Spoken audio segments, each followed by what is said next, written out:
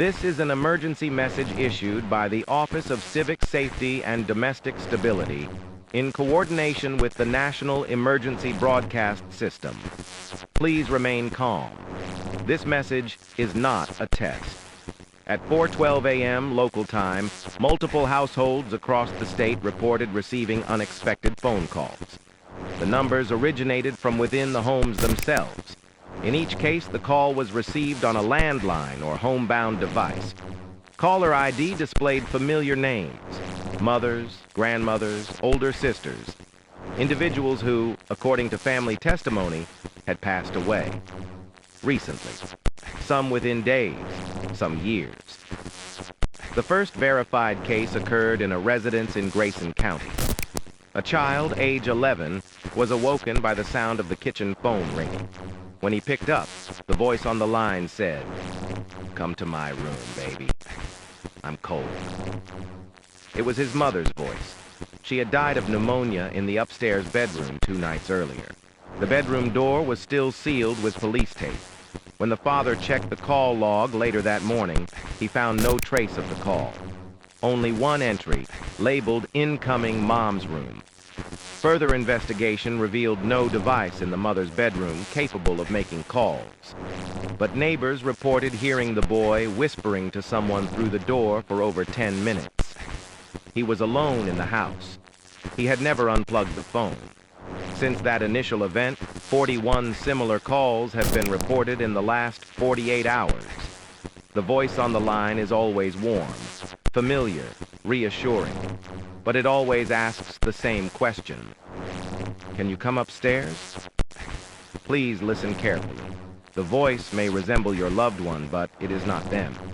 In every confirmed instance, the deceased passed away in a closed room, locked, undisturbed, usually upstairs. And in each case, the room appears untouched.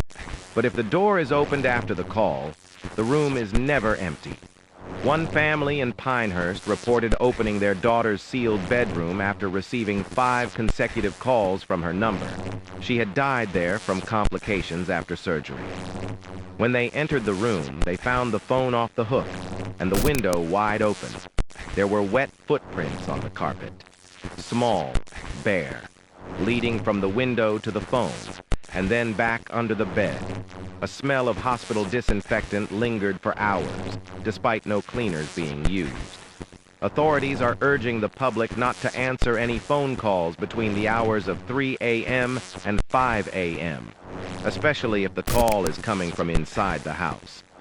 If you do answer, do not respond to the voice. Do not speak. It only needs you to say yes. That is how it enters. Survivors from affected homes report that once you've spoken to it, the voice will know your name. It will use your memories, your guilt. It will say things only your loved one would know. It will hum lullabies in the wrong key. It will finish the bedtime story you never got to hear the end of. And it will always be waiting upstairs. We have received footage from a child's baby monitor that activated on its own. The feed displayed a live view of a dark bedroom, long abandoned, where no camera had been set up. On screen was a static image of the child's mother, seated on the edge of the bed, staring directly into the lens. She was swaying slightly, and her lips were moving. But the only sound coming from the monitor was the ringtone from a disconnected landline. We urge you, if your mother, or anyone who has passed, calls from the room where they died, do not go upstairs. Do not pick up. Do not answer. She already knows you're awake. End of message.